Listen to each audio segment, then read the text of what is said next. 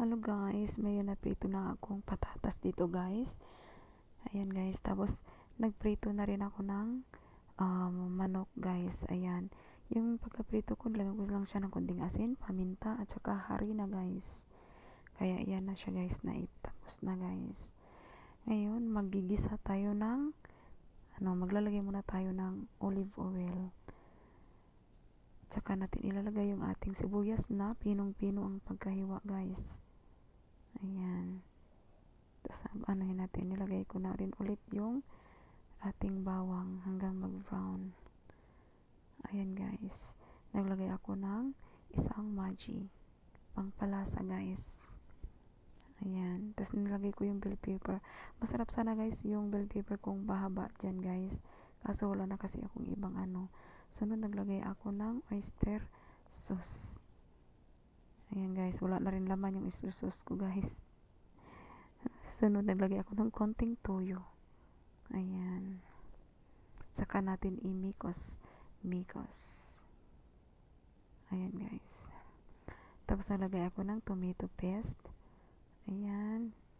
Wala na rin laman guys.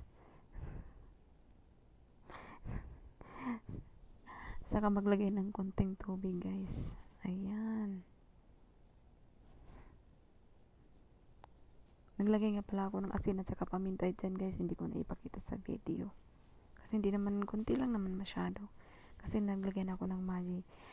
Saka nilagyan ko ng konting asukal. Gusto ko yung matamis. Gusto ng alaga ko yung ganun eh. Kaya lang konti na lang yung aking oyster sauce. Yan, binos ko na yung akin na iprito na patatas. At saka yung manok. Ayan. Di ko na naipakita yung paano ko ginawa yung bago ko prito yung yung manok. Kung anong sangkap na nilagay ko. Yan, minikos-mikos na guys. Gusto kasi ng alaga ko yan na ulam. So ngayon,